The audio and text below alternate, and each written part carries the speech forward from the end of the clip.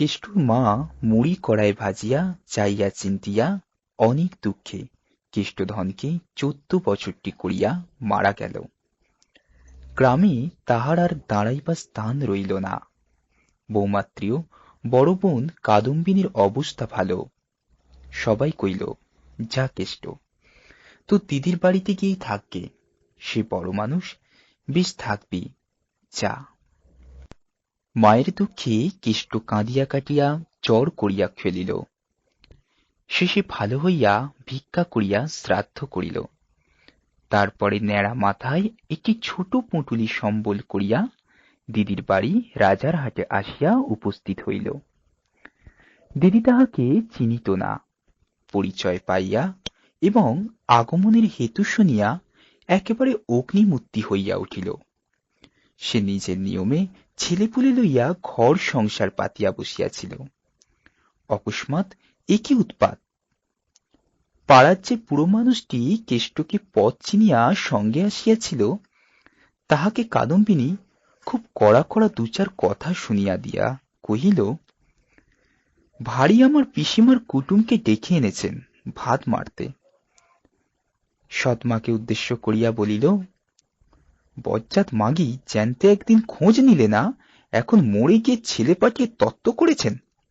যাও বাপু, তুমি পরের ছেলে ফিরিয়ে নিয়ে যাও, এসব ঝঞ্ঝাট আমি পোয়াতে পারব না।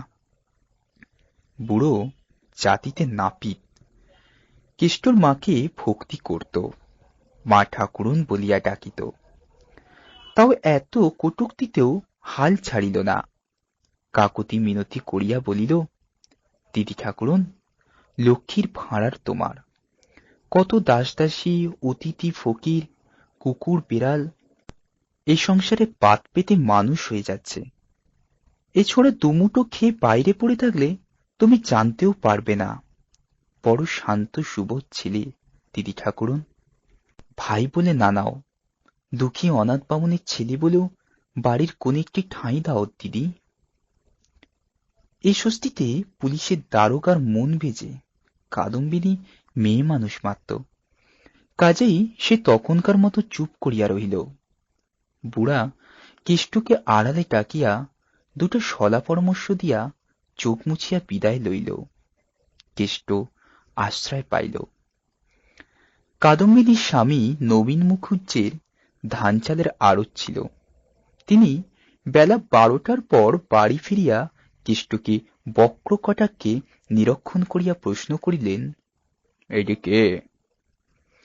কাদম্বিনী মুখ ভারী করিয়া জবাব দিল, তোমার বড় কুটুম গো, বড় কুটুম। নাও, খাওয়াও, পড়াও, মানুষ করো, পরলোকের কাজ হোক। নবীন সৎ শাশুড়ির মৃত্যু সংবাদ পাইয়াছিলেন, ব্যাপারটা বুঝিলেন, কহিলেন, বটে, বেশ নিদর গোলগাল দেহটি তো। স্ত্রী কইলেন, বেশ হবে না কেন? বাপ আমার বিষয় আশায় যা কিছু রেখে গিয়েছিলেন সে সমস্তই মাগি ওর গব্বে ভরে ঢুকিয়েছে। আমি তো তার একটা কানা করিও পেলুম না। বলা বাহুল্য, এই বিষয় আশায় একখানি মাটির খড় আর তৎসংলগ্ন একটি বাতাবি নেবুর গাছ।